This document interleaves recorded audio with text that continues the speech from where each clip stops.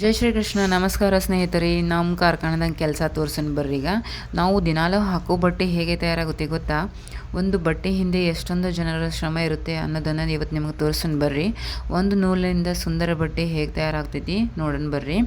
ಈಗ ನೋಡ್ರಿ, ಅದು ಟೆಂಪೋಯಿಂದ ಭೀಮ್ನ ತೊಗೊಂಡು ಬಂದೈತಿ. ಈಗ ಭಾಳ ಹೆವಿ ಇರ್ತೈತೆ ಅದ.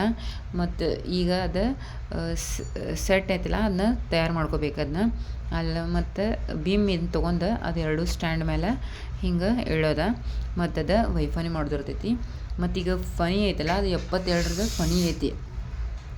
ಮತ್ತು 3500 ದಾರಗಳಿರ್ತಾವೆ. ಅದನ್ನ ಮತ್ತು ಅದು ಫನಿನಾಗ ಹಿಂಗೆ ವ್ಯವಸ್ಥಿತವಾಗಿ ಪೋಣಿಸ್ಬೇಕಾಗ್ತೈತಿ. ಏಕ್ದಮ್ ಕೇರ್ಫುಲ್ದಾಗ ಪೋಣಿಸ್ಬೇಕಾಗ್ತೈತಿ.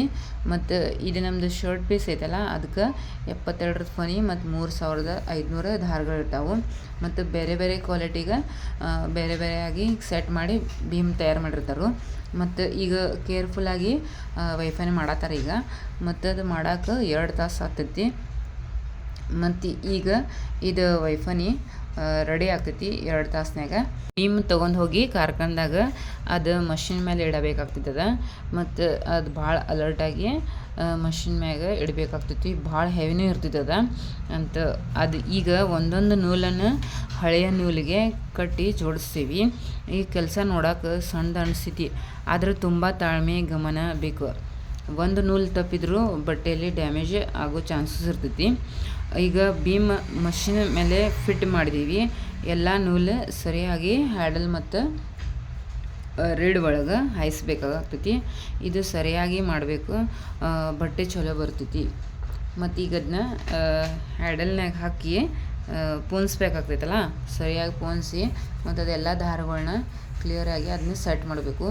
ಮತ್ತೀಗ ರೋಲ್ ರೆಡಿ ಆಗಿರ್ತೈತಲ್ಲ, ಲಾಸ್ಟ್ ಮುಗ್ದಿರ್ತೈತಲ್ಲ, ಅದು ಲಾಸ್ಟ್ ಭೀಮ್ದು ರೋಲ್ ಇರ್ತೈತಿ. ಅದು ರೋಲ್ಗೆ ಇದು ನಾವು ಹೊಸ ಭೀಮ್ ಕಟ್ಟತ್ತೇವಲ್ಲ, ಈಗ ಈ ಟೈಪ್ ಹಿಂಗೆ ಕಟ್ಟಬೇಕು. ಅದು ಕಟ್ಟಕ್ಕೆ 2 ತಾಸು ಆಗ್ತೈತಿ. ಮತ್ತು ಅದೆಲ್ಲ ಹಿಂದಿಂದೆಲ್ಲ ದಾರಗಳೆಲ್ಲ ವ್ಯವಸ್ಥಿತ ಸೆಟ್ ಮಾಡಿ ಮತ್ತೀಗ ನೋಡ್ರಿ, ಈಗ ಮಷಿನ್ ಚಾಲೂ ಮಾಡ್ತೀವಿ ಈಗ.